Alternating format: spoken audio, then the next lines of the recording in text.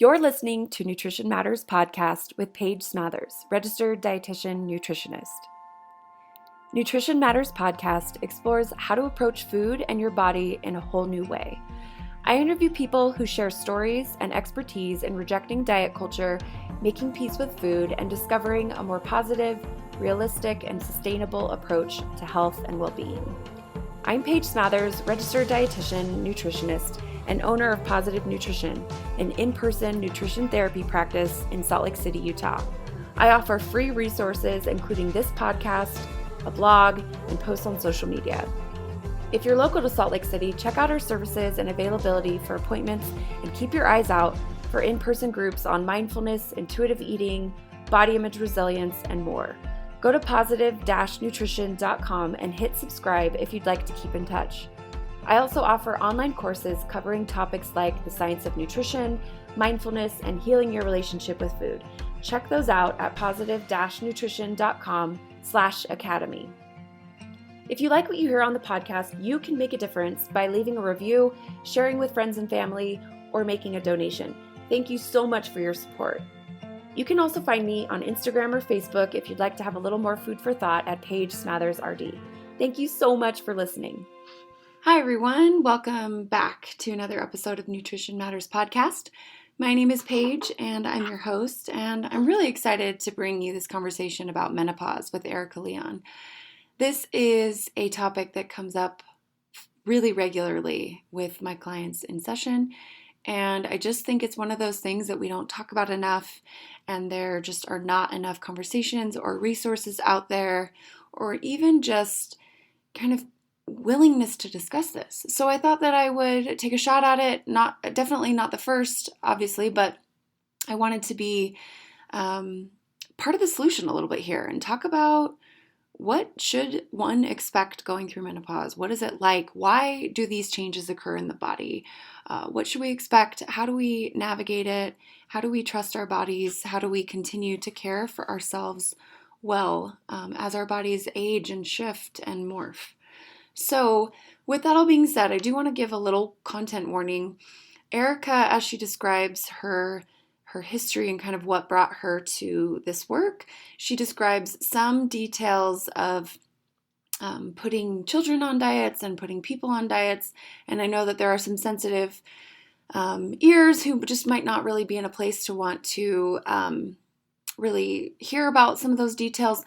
The reason that I left it in, though, I just want to explain, is I'm always aware that this episode might be someone's very first experience or exposure with taking a non-diet approach to nutrition. And so I wanted to leave the things in that Erica describes because I want to hopefully help paint the picture for anyone who's new to this work to understand. I ask her, what is harmful about that? And why did you decide that that wasn't the direction you wanted to go with your career? And it's all an effort to just paint the picture and really describe things more clearly as to why this paradigm can be a really powerful way to approach our bodies, not only with children or, in the adult years, but also going through menopause. So just want to let you know, you can skip through the first, 10-ish, 15-ish minutes if you'd like to just get right into the menopause stuff. And then the other thing I wanted to discuss really quickly here is someone flagged a concept I put forward in episode 174, where I interviewed Katie Lynch talking about body image and postpartum. And I think I said something along the lines of a lot of our struggles with food kind of come from a place of wanting control, and then the food really winds up controlling us. And I had someone point out that maybe that's not the best way to describe it, and I did want to just kind of add a little bit of nuance here that, if control might not resonate for you, and it doesn't have to, and it doesn't necessarily mean it's even really the most helpful way to think about struggles with food. She makes the point that really more of what it's about is it's about safety. So where you live in a world that tells you over and over again that living in this size body is wrong, and it can be really normal to develop a sense of feeling unsafe in your actual body, or if it's a matter of skin color or a matter of sexuality or a matter of gender identity, these types of things. When you live in a world where you feel like you're not safe in your body, food can become a way to try to make yourself feel more safe. And I think that that was a really important point that I wanted to mention here. I also want to just say that, if the idea or concept of controlling things resonates for you, maybe it's important, maybe it could be useful to kind of look at this concept of safety and to just do some introspection there. So thank you to the listener who brought this to my attention, and I will do my very best to try to not make sweeping statements about things like that. And I try to be as nuanced and careful with my words as possible, but always, I'm always learning, and I'm always open to how I can do things better. So thank you to that listener who brought that to my attention. Okay, with that all being said, I'm excited for you to hear from Erica all about menopause, the science, the practical side of going through this, and how to navigate it with a little more gentleness and peace. Hi, Erica. Welcome to Nutrition Matters podcast, and thank you so much for joining me today. Oh, thank you, Paige. It's my pleasure.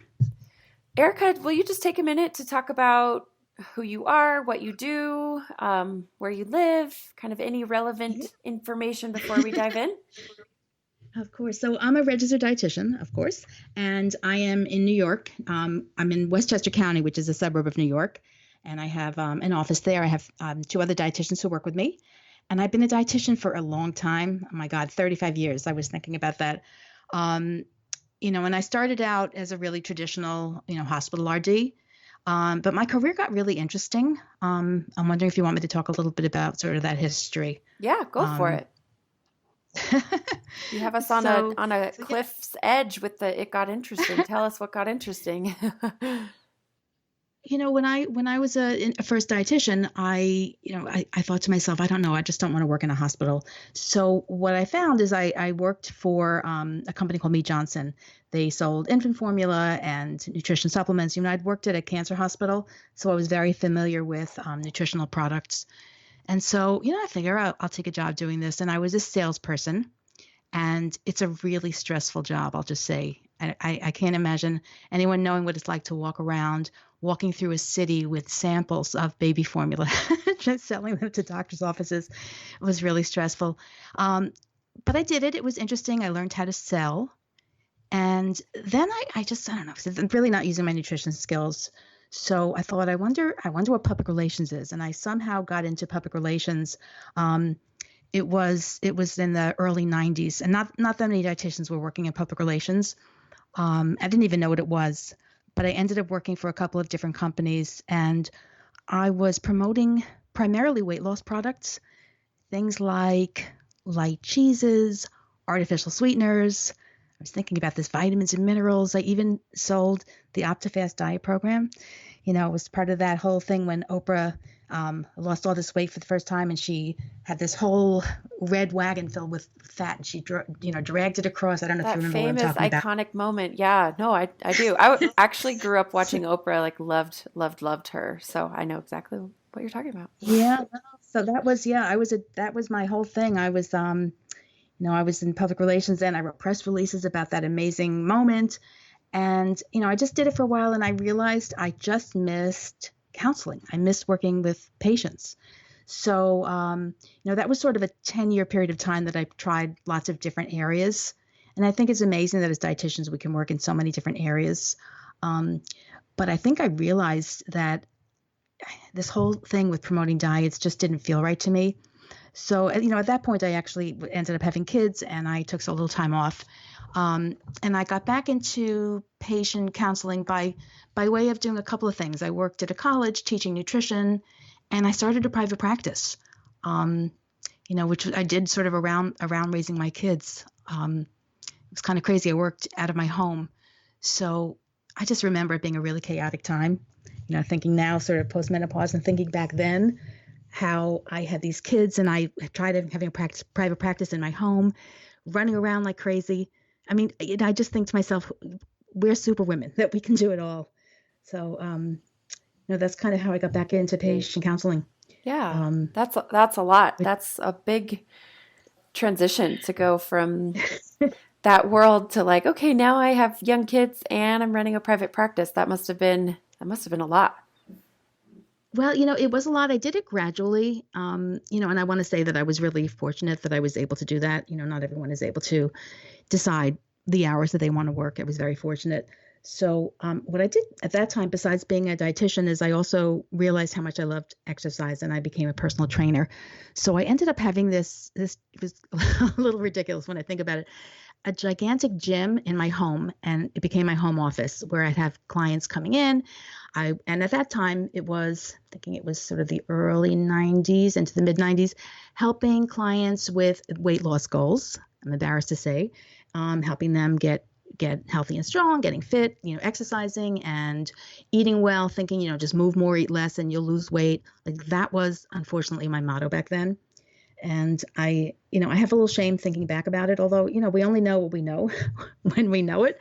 And of course, now I realize how much potential harm that was causing. But that private practice that I was in, it really grew around my kids. And so as they got older, I was working more, and I ended up seeing a lot of families and a lot of kids at that point with, I'm just going to put this in quotations because it really doesn't mean anything, with weight concerns.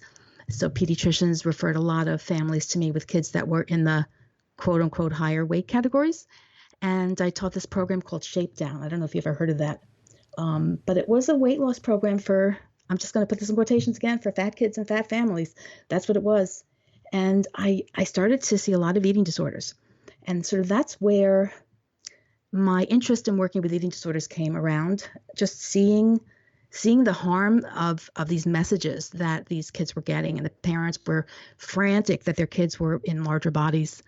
And I think about it, that was sort of my defining moment of realizing how I can't practice as a weight loss dietitian. So With just in case someone's new to this whole paradigm mm-hmm. and kind of maybe thinking like, huh, what's harmful about that? What's wrong with that? Will you just take a couple minutes to kind of outline what wasn't feeling right to you and what you've learned since then, and why that was problematic? Oh, absolutely. So this program that I became a provider, and it had a name, Shape Down, had a trademark on it, Shape Down, and you had to, if you were going to be a health professional doing this program, you had to get certified. You had to work with a multidisciplinary team. So I'll just say at first it sounded really interesting. Like, wow, I'm going to really help these kids, learn how to eat healthy, quote unquote healthy, and move their bodies more. And I'm going to work with a personal trainer. I'm going to work with a therapist. So that was sort of the model of the program. And again, I'll say this, I worked this around my kids' schedule. So I had this home office, I had this, gym, people would come, families would come. And part of the way that it worked is, and it was very clear, you don't give diets. You do not give diets in this program. But what you do instead is you weigh these kids and weigh the parents, you weigh them weekly. So it's like I can't remember if it was a 9-week, 8-week, 12-week program, whatever it was. They came every week and they were weighed. And it was supposed to be quote unquote information, like, let's see what their food records had, let's see how much they were eating, and let's see what happened with their weight. It was literally week to week looking to see what these kids' weight, what happened with it. And I really think to myself, that was so stressful. The trauma of getting on a scale and weighing kids, it's really dangerous now that I reflect back on it. And again, there is some shame. A lot of the families, I'll just say, I shouldn't say a lot. Many of the families ended up having kids with serious eating disorders. And, I'm fortunate. I've been in this job and this work for so long that I know some of the families, I know some of the kids. I've been able to sort of work with them all along and help them. But I think the whole notion of having kids in particular, young kids, teenagers, weighing them weekly, telling them that they needed to change in any way their food or their exercise patterns, it's very, very dangerous. And I really believe that this whole focus, and I've changed my entire approach, not just from what I've learned in the world and learning about this paradigm of health at every size, but honestly seeing it personally, knowing the families, knowing the kids, and Yeah. seeing the serious damage that it did. I can't even emphasize it enough. So, this is really how I came to change the way that I practice, through personal experience and from learning more in the field. I hope that makes sense. It does. It does. And I think so many healthcare providers, dietitians, doctors listening can relate, right? There's a moment where you're kind of like, wait, I don't think this is helping. In fact, I think I might even be contributing to harming this person. Hmm. And that's a really hard thing to look at. Um, Hmm. it's a hard thing It's to talk it's about. It's a hard thing to yeah. reflect on. So, yeah. Yeah. As I talk about it honestly, I feel some shame, but I'm working around that. I can only know what I know, and I'm very clear with the pediatricians that refer clients to my office. And anyone, people all the time looking to work with me. I get emails, and I say it really, right out front. I do not promote intentional weight loss. We do not talk weight loss. It's very detrimental for kids to hear that there's anything wrong with them. We come in all shapes and sizes, and this is, it's hard to educate doctors. It's just that the messages are so clear out there. They get so much information. This is how they're supposed to do it. And, I feel like we all have a responsibility to continue educating them, the doctors, the families, just through things like this, through podcasts like this. Yeah. So, Yeah. yeah. Whew. And if anyone's interested, I actually recorded a podcast, like kind of with a doctor about physicians and kind of how she changed her approach and why. And so, kind of physician to physician, what doctors should know about their patients with eating disorders. That's Hmm. episode 165. So, you can check that out. If, Hmm. like, after you listen to this one, if that kind of piques your interest. Okay, so Erica, so you took a different approach based on things you saw anecdotally, kind of Hmm. your own intuition about what was going to work and what was going to be right Hmm. and positive for your patients and clients, and then the research and all of the body of literature that's out or that has been coming out through the years about the dangers of weight cycling and the prevalence of eating disorders and what contributes to eating disorders. It all just kind of came together and you decided, okay, I'm going to take a different approach. No, absolutely. I mean, while I was watching this unfold in front of me, I I started to look for literature, and honestly, there wasn't as much back then as there is now. I mean, I've seen this explosion really in the past 5 to 8 years, where it's so clear. We have so much information about the dangers of weight cycling and the dangers of diets. But I really needed to kind of find my own way. I found therapists to seek supervision from because there wasn't any when I was doing this. Um, and I remember reading Health at Every Size and just being blown away. Meeting Lindo Bacon, and that was a while ago, and just again having it blow my mind, and seeking places to get the information. So I mean, again, I have to say that people who are learning this paradigm now are fortunate. There's much more information out there. Um, so yeah, that's how it happened. Sort of. Okay, yeah, that's great. So our topic today, we wanted to dive into, so as you mentioned, the intuitive eating, the kind of body positivity movement, health at every size, these different words that many of my listeners will be very familiar with. This has been, pretty. This has been exploding in the last, you said, like 5 to 8 years. I would agree with that. And with that, what's happened is uh, there's definitely problems, and I've talked about this a lot on the podcast, but there's definitely problems with how this information gets portrayed. And not that anyone has bad intentions, it's just what typically tends to happen is people desire to spread awareness about eating disorders and the risks of intentional dieting and weight loss and um, just promoting, hey, you can make peace with your body, you can respect your body, all this great conversation that's happening that's really important. What can actually happen unintentionally is to leave certain people out of the conversation. People who don't feel like they look like the people who are talking about this stuff, or people who feel like they're um, something about them isn't something that they can connect to in terms of the messenger of the messaging. So what I mean by that is, and where we're going to go today is so often these conversations about rejecting dieting and making peace with food kind of tend to come from people like me, people who are, you know, maybe young moms, people who haven't gone through menopause, Yeah. overwhelmingly women, overwhelmingly white, overwhelmingly thin, right? So, Yes. Yes. so that one of the things I'm trying to do on the podcast is give voice to different or to people who feel like the messaging hasn't been hitting home for them or for groups that maybe they work with or that are near and dear to their hearts. So I Mhm. reached out to you, Erica, and said, let's chat on the podcast. What do you want to talk about? And you came back with what I thought you would, which was let's talk about what this all looks like in like over the age of 50, for example, or postmenopause or pre or perimenopause. So is that a good introduction to our to our little talk You today, know, or what else would you add? What are we trying to do here?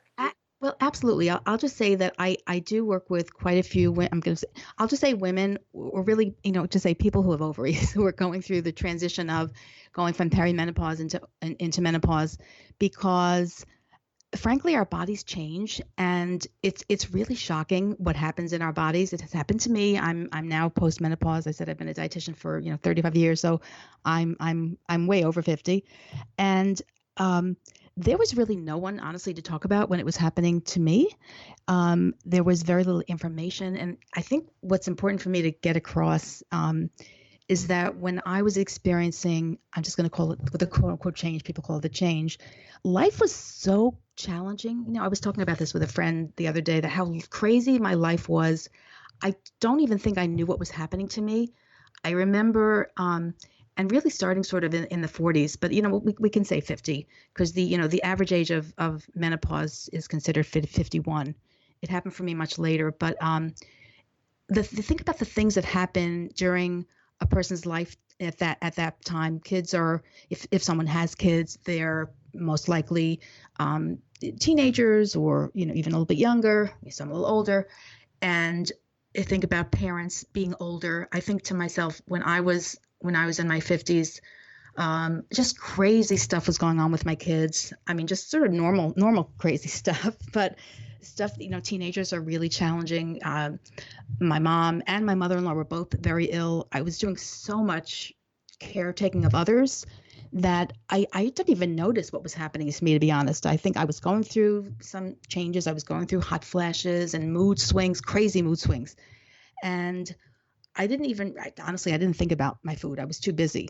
But other people I know, um, other women who are going through these times are very noticing really what happens to the body. The body changes. Menopause is kind of like almost like another adolescence. Our bodies change because our hormones change. Our waistline gets bigger.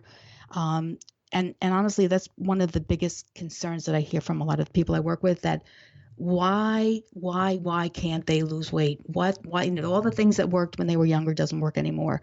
Eating less, moving more, none of it works. And there are very serious reasons for that. um, Again, our bodies are supposed to change. Our estrogen levels, as we go from perimenopause into menopause, our estrogen levels get lower, and all of that is very normal. And what happens in the body is that we have, our fat cells actually produce estrone, which is converts to estrogen. And estrogen is the hormone that women have that makes them feel happier, keeps their bones healthy. I think I'm talking about a lot of different things, but I'll just say that when we're transitioning, and I'll define some things in a moment, but when we're transitioning, there's so much going on in our lives that it's sometimes hard to realize. I think that's the biggest thing I Yeah. want to get across. Yeah, and just to kind of frame that too, it's this conversation of menopause and also food and body image and having a healthy relationship with food. Like that's just, it's not talked about all that much, which is Mhm. very sad because it can kind of alienate people who might otherwise really benefit from a non-diet approach to their health. It can kind of put them at greater risk of noticing, oh my gosh, I've gained weight and therefore what do I know? Well, I'll just hop on the diet train. This is Mhm. why it's such a shame, in my opinion, that we're not talking about this more in this age range, because when we look at risk factors for developing an eating disorder or disordered eating patterns, menopause is one of those times of life that Mhm. people like that a person's at a greater risk of having these issues pop up for them. So that's my No. goal in talking with you about Mhm. this, is to just kind of say, hey, this message is for you too. Here's how it can Mhm. benefit you. Um, Mhm. what So, else would you add to that kind of well, framing of it? yeah, I just want to say that, women who are older, and I'm just saying older, meaning, over 50, menopausal age, we grew up in a very different time than you youngins have. I just remember growing up so steeped in diet culture, and with my mom, we grew up when it was really the beginning of Weight Watchers. I talked about Oprah before, but Weight Watchers really started Jean Nidetch in her living room. I mean, that was back when I was, very, very young. We really grew up with the messages that we had to be skinny and small, and that's, I think that, again, we've been steeped in this diet culture for so long that it really is challenging to think that there can be another way. And I think you're right. I think as women, and really anyone, who, identifies as female, or has ovaries and is beginning to have these, hormonal changes, starts to really notice bodies shifting and changing. And I think it's incredibly stressful.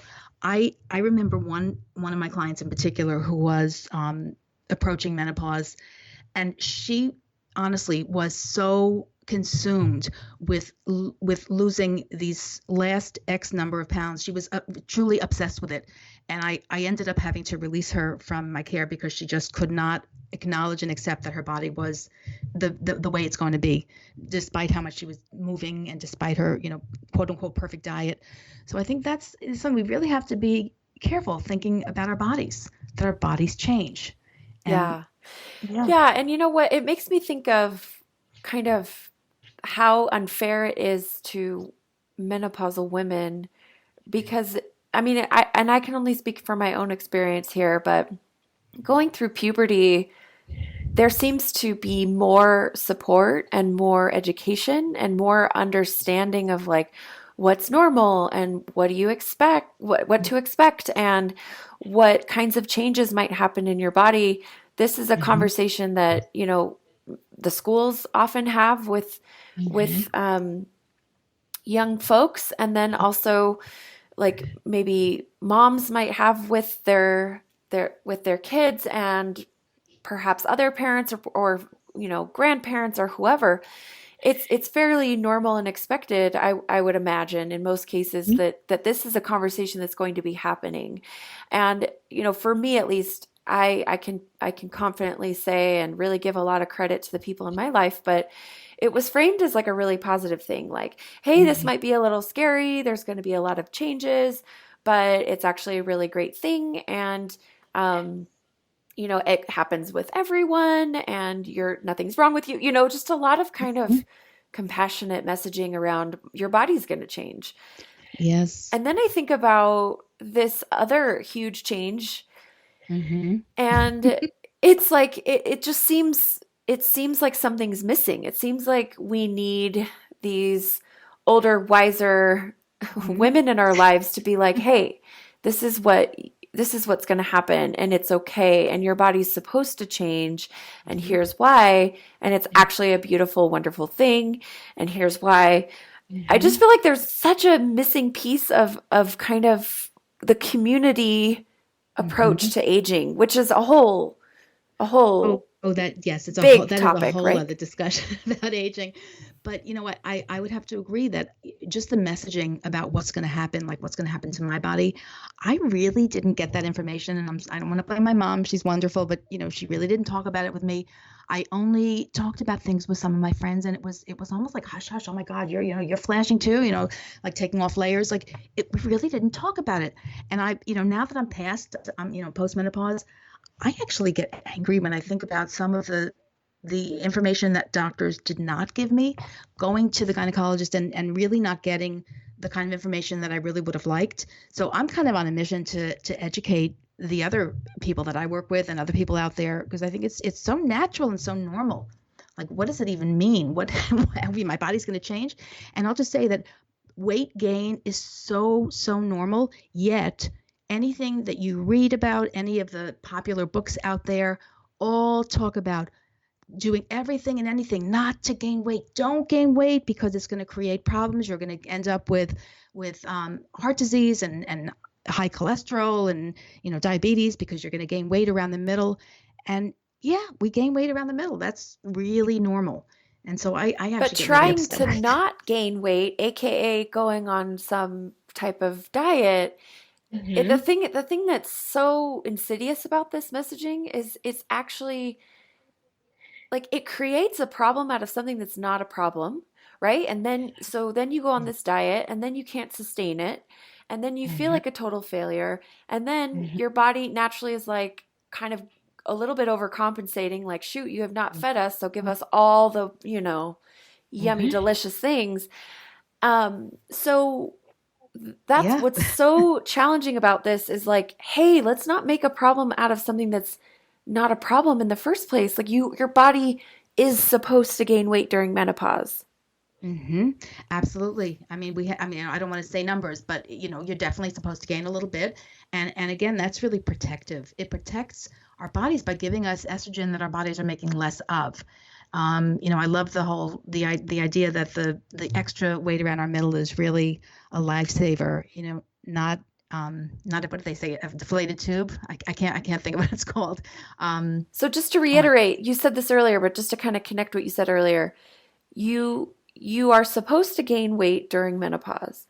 And it's mm-hmm. protective because the fat cells that are increased during this time are actually putting out like things that help you have higher levels of circulating estrogen.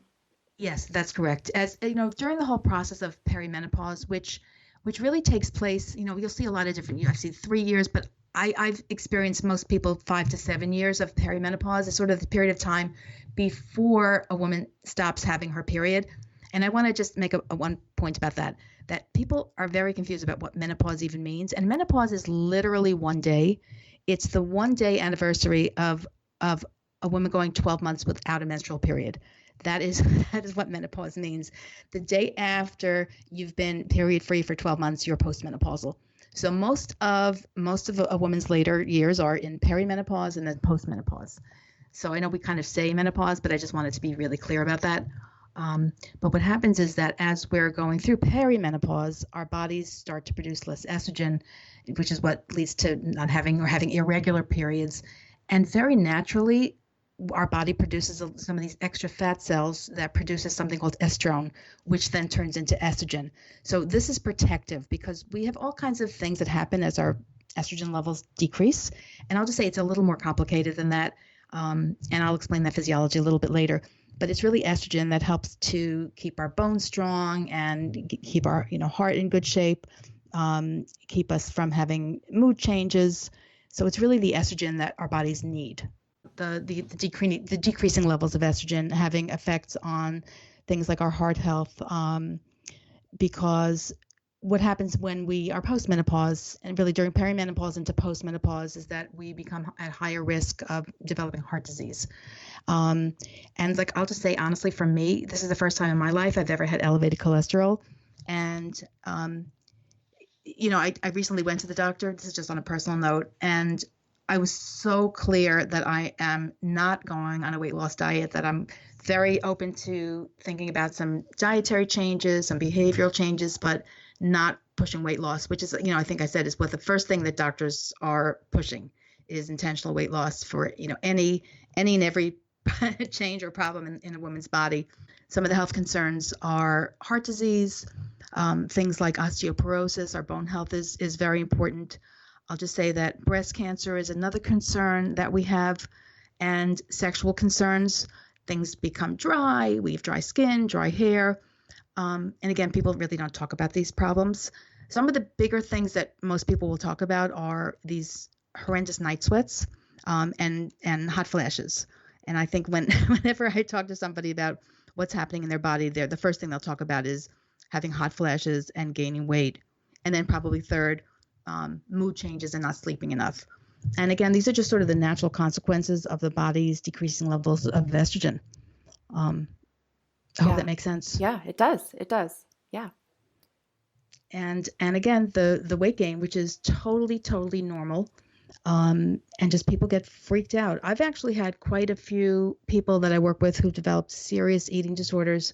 And, it's not just a result of the menopause, but also has to do with sort of the time of life. I think it's important to talk about the time of life as well, and that we really don't have much support for all the changes and all the stress that goes on. I Yeah. talked earlier about some of the stresses that I experienced. We call it the sandwich generation, having kids that are, I'll just say, normal, quote unquote normal, going through stuff. Kids potentially, I'll just give a couple of things that I've heard some of my friends and their kids um, questioning about their sexual identity. Kids having issues around religion. Kids, having any other kind of issues, and so sort of, I'm just going to say, moms dealing with that stuff, and also at the same time dealing with aging family members, for example. So there's just so much going on. There's so much stress. And I'll just say that I know for a fact that the stress um, that women feel at this time of life also contributes to elevated cortisol levels, which is another factor that plays into the potential for weight gain. And I think that's all we hear about. This is kind of the first thing. Beware. Once you're really stressed out, once you're, middle age, your cortisol levels are going to be higher, and it's going to be harder and harder to lose weight. So it's something that I always talk about with my clients, whether they're going through menopause, whether they're perimenopause, that ways to help feel better in the body and with body image would be really working on stress management and mindfulness, really working on eating in ways that are satisfying and nourishing. So really working through intuitive eating, and really just accepting that our bodies are going to be changing. And I hope that makes sense. Yeah. Yeah, it does. I think that the big thing that I would point out with what you just said is that just knowing that weight gain during this time and body changes during this time is normal, and not pathologizing that, but instead saying, yep, I was told that this would happen. Mm-hmm. I just feel like if we could shift just that one little thing, I could see that leading to such a positive cascade of events for people. Not saying that it's going to cure everything or make it all easy, but I could see how, if you know that it's normal, and yeah, that doesn't make it easy, and maybe there's still work to be done around body image concerns or whatever it might be, but I think then you can just kind of rest easy and say, okay, well, I need to nourish myself. I need to sleep. I need to, manage stress in my life, but I don't need to go on that restrictive diet. Absolutely. Because I'm yeah, sorry. like so often that's like the first thing I do with my clients in menopause is just kind of take a look at what they're eating, and a lot of times it's gotten really out of whack due to Mm-hmm. that belief, like this shouldn't happen, this is wrong, this is bad, I need to fix this. Absolutely. I had a conversation the other day with a therapist that I work with who was, actually in my age range and was complaining. He's like, "Oh my goodness, all of a sudden my pants don't button, like all of a sudden." And again, it's something that we really don't talk about much, and I really helped to normalize it for her. I said, this is really normal. It's a normal and healthy sign, and please don't be stressed. And honestly, for her, just hearing that, it was like such a relief for her. And I was surprised she'd never heard about it. So I think we just have to keep shouting this from the rooftops, that it's, menopause, perimenopause into postmenopause is very much like adolescence, and we just have to say it's really, really, really normal. Um, and that, there are things that I don't know if I should say the word older, because I feel like I'm on the older side of middle age. But there are so many things that we can do to make ourselves feel better and be healthy, quote unquote healthy, whatever that means. Well, Um, and that's an important point to make here is accepting the fact that your body very naturally and normally will want to put on some weight during menopause. mhm, That could sound like we're saying, "Oh, just don't even worry about your health. Like it's okay," right? Because sometimes people equate weight gain with being unhealthy. And mhm, so I think it's really important for us to point out actually accepting the fact that your body will change and choosing to continue to nourish it and to satisfy it and to, take great care of it to the extent that you're able. That is health promoting, right? So you and I are both coming from the angle of let's see how we can help people going through menopause take better Mhm. care of themselves and promote their well-being, not saying, oh, whatever, health doesn't matter at all, right? You know what? That's an important thing to mention, because I think people in general get the wrong idea about what intuitive eating and what health at every size means, and particularly people who've been dieting for so long. And I'll just say that women sort of in my age group, women over 50, who've been dieting their whole lives, like it's almost impossible. Like, what's going to mean I'm supposed to eat anything that I want? I'm just going to keep gaining and gaining and gaining, and it's never going to stop. And the fact is, I really, really tried to explain that eating in a balanced, nourishing way, not dieting, is really so much better, and is really a form of self care. I mean, I kind of joke about the word self care because people think, oh, it's woo woo, it's whatever. But I say it really is um, eating in a balanced way, adding, not taking away, adding more fruits and vegetables. Something that actually I'm working on with my cholesterol being elevated for the first time. I'm adding things in. Um, Again, rather than taking away, really focusing on being more physically active. And I think that's the way to go, is really doing things because they're good for you, not because they're punishing. Like, moving Yeah. more is just feels good. Yeah. Right. Right. Yeah. Yeah. And so that's just such an important thing I want people to hear as we're explaining all of this. And I know it can be very confusing and it can feel like a huge paradigm shift because it is. And like you mentioned earlier, it's really important to just recognize that the people who are going through menopause right now Mhm. are from a generation where diets were very, very normalized and where this messaging has the potential to feel even more radical than it does to somebody of a different age. Yeah, So, yeah, yeah, I'll so just I say just that want this to be a I really gentle place for people to fall if they're like, wait, are they saying health doesn't matter? Are they saying weight gain Mhm. is fine? Then they must not care about health. And it's really important to just kind of point out that health and weight are very different concepts, and separating them will be one of the best things that you've ever done for your health and well-being. Absolutely. And I do have to say that I have a Facebook group with quite a few women, older women, midlife women going through menopause and really giving up dieting, really coming from a place of super, super restriction. And I'll just say, yeah, I really try to normalize it. You're going to gain weight. I'm sorry. You've been restricting, restricting, restricting. When you start to let go of these shackles of dieting, your body that's been so restricted is most likely going to gain some weight. And, it's really healthy. I really point out that for them, those people who've been on, these really restrictive diets, they do need to gain weight, and it's really normal. They're going to feel better.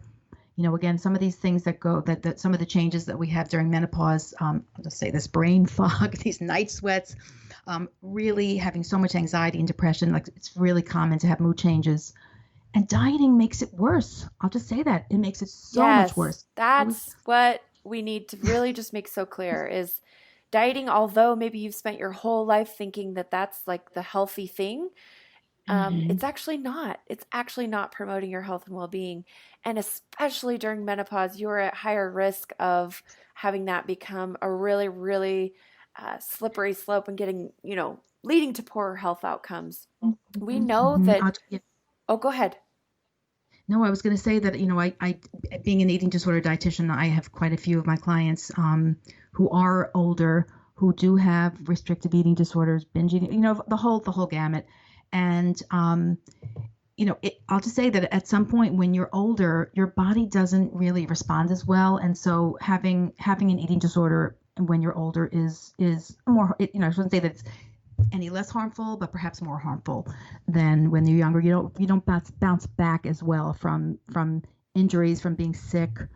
I mean, I'll just say, even for myself, when I've injured myself, I don't heal as quickly as I did when I was 30. It's kind of shocking. Yeah. I think that we have to be really, really gentle with ourselves as we get older. I love Um, it. Oh, I love that messaging. That's so beautiful and so different from what what people hear usually. So you've kind of mentioned this, but let's explore it a little bit. Uh, I have had people share how much shame they feel about struggling with food and body image in these years, kind of like, no, I should have this figured out. I wished I were the type of person that just kind of said, screw it, I don't care what you think of me, I love myself, kind of seeing the vision of feeling great in their bodies and feeling really positive about who they are and their relationship with their body and food, but kind Mm-hmm. of feeling like, man, I fall short of that, and I feel almost even more shame, and not to compare, but Mm-hmm. more shame, because here I am, I'm older, I'm wiser, I've raised Mm-hmm. kids perhaps, and I'm Mm-hmm. struggling with this thing that I just feel like nobody else struggles with. I'm the only one on the planet. What's wrong Mm-hmm. with me? I've Yeah. heard that quite a bit. And I'd love to hear you kind of speak to eating disorders, body image concerns in these years. Yeah, I mean, I just say that when I have an older woman come into my practice, it's the first thing they say is like, "Are there any other people like me?" I've had midlife women who have needed to go into an eating disorder treatment program, and it's always one of the first questions: Are there other people like me? I really can't relate to a 20-year-old who's going through an eating disorder, and so when I can, I'll just say when I can, I try to form some groups so that they don't feel so alone, so isolated. Um, because I'll just say that it's an underrepresented population, and I believe that there's probably many more out there that don't necessarily report to treatment. We have statistics that say that 13% of women over 50 have an eating disorder, but I really do believe it's much higher because who's coming to treatment? The people that are really really ill. Um, do we put chronic dieters into that category? I do. I think it's much, much higher. And so I just try to be really compassionate and really, really explain that, this isn't about intellect. This isn't about wisdom. This is an illness. This is from a whole lifetime of diet culture. And sometimes things just get really, really hard in our lives. And what do? We try to control the one thing we can, which is often food. And I just really try to be gentle and try to find therapists who really understand this population as well, because I think women in this age group really want to be with others who get it. And I think it's It's understandable. And yeah, again, like the people who are overwhelmingly talking about this stuff are not in that age range, right? So I could totally see how one might feel alienated. absolutely. I have a Facebook group which has quite a few women who are older, and it really is the common theme, like, who's there for me? Who gets this? It's like I can't handle what's happening with my body. Another thing I didn't really mention, but is worth mentioning, is that um, as women go through perimenopause into menopause, the lack of estrogen causes another issue, which is sexual concerns. We we get dry. I'm just going to say this: dryness, and it's really really normal. And again, to be able to talk about it so that you don't feel so much shame, because it affects our sex lives, and so there's a lot of body image and concerns around this. And again, being able to talk about it is so important, just to be able to talk and have that camaraderie. So I'm actually developing a program so I can have women in this age group being able to kind of share their experiences with one another, because it's hard to be alone. I didn't have anyone to talk to, as I said. Community is so healing, right? Mm. And just being told that's so, so, so normal is so healing too. So those two things together, I could Mm-hmm. imagine could do so much good. Yeah, can I just say community in so many aspects? Community for being a dietitian who does this work. Kind of I feel like an alien sometimes. Like, people don't understand the work that I do and how important it is. And just being able to find other people like you and in our sort of our own groups is so healing. And it's really the same thing for our clients, Yeah. to be with others, community and friendship. And as I'm just gonna say, as we get older, friendships become so much more important. I mean, really, just having people who understand you and get you and being able to talk, so, so important in every way. Yeah, I So, love that, and I definitely relate to that personally as well. Like that, just having people around who get you and who you can talk to and feel comfortable with. That's huge, and that's when talking about health, that's mm-hmm. we can't leave that part out of the equation. being socially connected, feeling like you have people to talk to, feeling like you have a community.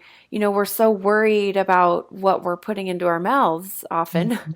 but we're Mhm. not always thinking of our health as in terms of those types of things, which when you act, there's actually some really interesting science on like social determinants of health and other factors that contribute to our well-being. That's another important thing I think that someone at any phase of life should consider, but Mhm. also, as I think especially as we age, that seems to be a really important thing to kind of consider as we're thinking about, okay, how do I keep up with my health and well-being? Mhm. That Mhm. seems to be a really important thing. Yeah, absolutely. And I'll say that, I've talked about some of the sort of the health problems that happen when someone's going through menopause. But one thing that I also didn't talk about, which is really important, is the whole this issue of aging. Um, and how do women feel? And I'm saying women, but it's men also. It's anyone who, however the person identifies, as we get older, um, our thought processes change. The things that we worried about when we were younger, they're not as important. And we do think about, um, dare I say it, but we do think about the end. We think about, there's a lot of, in my age group, friends who've had illnesses, friends who've died, things that you wouldn't really imagine or think about when you're younger. So these are really important things to think about. And I talk about them with some of my clients, because they're tied in with eating. They're again, just being healthy in every way, emotionally as well, and dealing with aging, the whole process of aging. Well, and you could see how contemplating the end could make you more more vulnerable to messaging of like metaphorical salvation Mhm. through eating a certain way, right? Like, Absolutely. I'll just say that I have a whole education. I'm in several Facebook groups for women going through menopause, women over 50, women over 60, um, and it's amazing the overall theme. You would think that eating is the salvation. Try this, try that. If you want, oh my goodness, you were just diagnosed with breast cancer, go on this diet. This is the stuff that I'm seeing, and it makes me crazy. And I try ever so gently when I'm in some of these Facebook groups. I put a little, I know, like a little teaser, like, well, health at every size is a really good approach. Diets really don't work, and it's like there's 100+ comments about that I'm wrong, that try this diet, try that diet. So I really want to just get that across. There's no salvation. I'm sorry to say, but we all die. We all, at some point, we will get sick. Our bodies break down, and we can do everything we can to try to keep them healthy. We can eat well in the best way that we can. We can move our bodies, I'm going to say, to the best of our abilities. But invariably, life isn't really fair. I'm going to talk about something that I think really illustrates this, because here I am for the first time in my life. I have elevated cholesterol, and I was nervous. I had to go to the doctor, and I was really nervous. She was going to say to me, "You have to lose weight." But of course, I came in like gangbusters. I was so clear, whatever it is, I health at every size. But I have a friend who's in a very, very tiny, tiny body, and has elevated cholesterol and heart disease.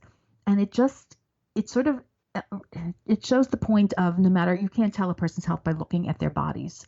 Whether my body is larger than hers, we still have the same health issue.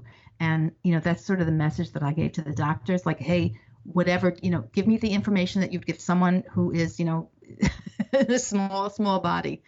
And I think we can't state that enough. We're all going to die. I'm sorry to say it. no, I think we're not comfortable as a culture with talking about that, but I think it's a really important thing in context of this conversation to say that is part of what makes a person more prone to struggle with food this at this time of life. Like it's a really important part of the equation, and I'm glad you mentioned it because I think it helps when we identify it, we Mm-hmm. can start to become aware of it. We can start to, question it and explore it and work on it. But if it's just kind of under the surface and we never talk about it and it's just there Mm-hmm. giving Mm-hmm. us anxiety, like and possibly affecting our behaviors in a negative way, it Hmm. has the potential to really wreak havoc. So I'm glad you mentioned that. Well, I just say that I've had a lot of personal sort of family health concerns, and it really, sort of brought it home to me as well. And I'll just say my mom, who's, I hope she's listening, 89 years old, she still talks about the desire to lose weight. So here we are, I'm talking about sort of menopausal women, but I'll just say as we age, like it's so hard to let go of this desire to shrink our bodies. And I'll just say this. I say this to her all the time. Mom, you're alive because you were a little round. Your roundness has been protective. It's like not everyone else is walking around at 89 years old. Because having a little extra body fat, we know that it sort of being in that higher weight category is protective. I want to keep saying that having some fat is protective. I think I'm going to shout that to everybody. Having fat is protective. That's probably exactly what I'll meme this episode with that so that hopefully it lives on. Yeah. And you know what? Having fat in other times of life is also protective. And having fat on your body is an important part of your health and well-being. So we villainize it and we pathologize it, but it's actually really protective. And especially in context of this time of life, that is especially true. So I'm so glad you're talking about that and raising awareness about it. Plus, speaking up in those groups, I just have to give you lots of credit. That is not easy to do. Oh, So I just say it's not easy. And no, there are some days that I'm not up for it, honestly. And some days I'm like gangbusters. So I think, it's really putting yourself out there constantly, constantly. And I'm amazed at the world that we live in and the messages that we give everybody, like as if going on keto is going to save you. I'm sorry, it doesn't. It's not yeah. good for your heart. So many reasons. But these are the things that we think about as we get older: heart health, bone health, just sort of being more prone to fractures.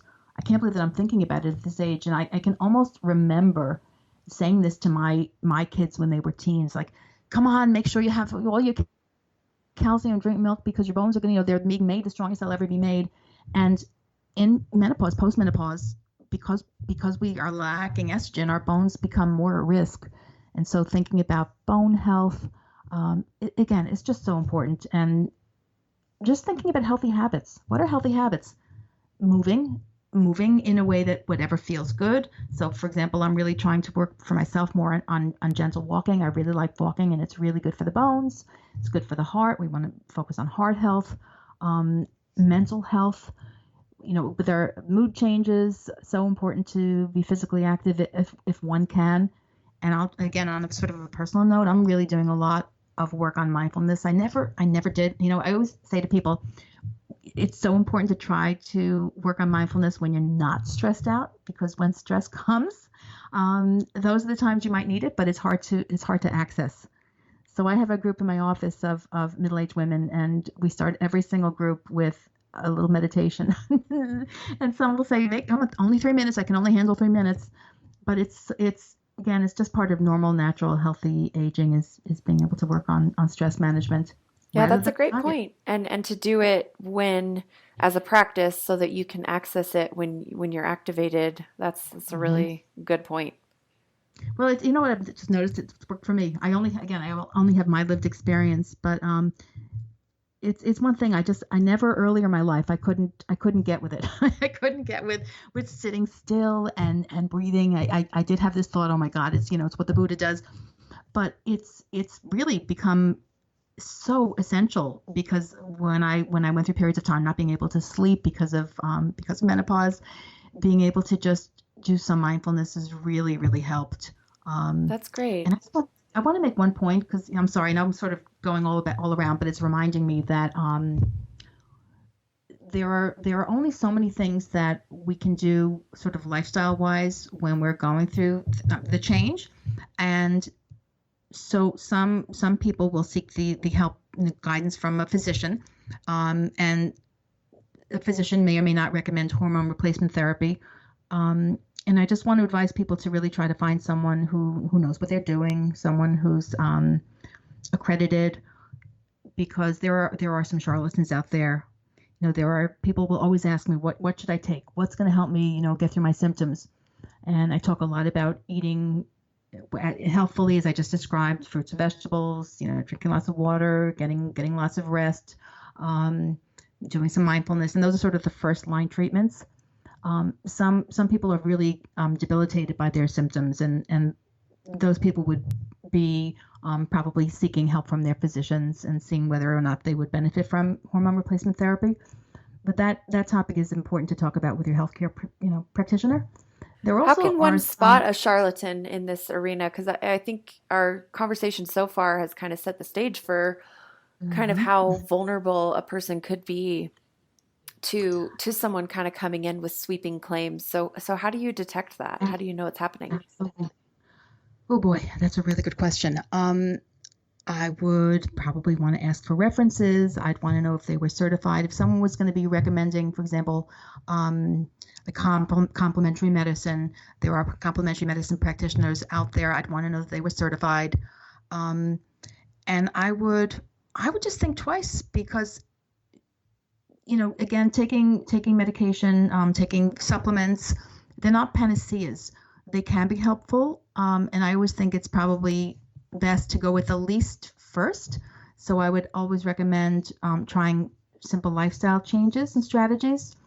Um, but things like there are supplements, things like black cohosh. I again would just be really cautious. Yeah. And That's, if and maybe that's my, trust your gut, right? Like if it's not absolutely. feeling quite right, or if it feels like, oh, this is they're sweeping in with all these claims that just seem too good to be true, like it might be. So it might be too good to Absolutely. be true. That's it. If it sounds too good to be true, it probably is too good to be true. One of my clients was seeing an alternative practitioner for this very reason, and he actually had her on a crazy, crazy fasting diet. Um, and she realized after a while that it just wasn't helping, and she ended up having to go on to some hormone replacement therapy, and that was fine. But he really tried to sell her a bill of goods, saying, if you lose weight, you're going to feel better. So I just want to keep reminding people that diets don't work, diets don't work, and this too shall pass. Menopause is a really, really natural time of life. It's almost I want to say that the pharmaceutical company sort of rushed in. I don't want it's going to sound really controversial, but we've survived menopause for so many years, and these symptoms are very, very normal and natural. Hot flashes, night sweats, lack of sleep, foggy brain. I'm reading off the symptoms just to reminding people they're very, very normal and natural. But I would seek out a certified menopause practitioner to get assistance if help is needed. That's great. Yeah. So is there anything else you want to make sure to say, or is there anything else that I didn't ask you about that you wanted to mention? So I just want to say that I am certainly not an expert. I'm not a doctor.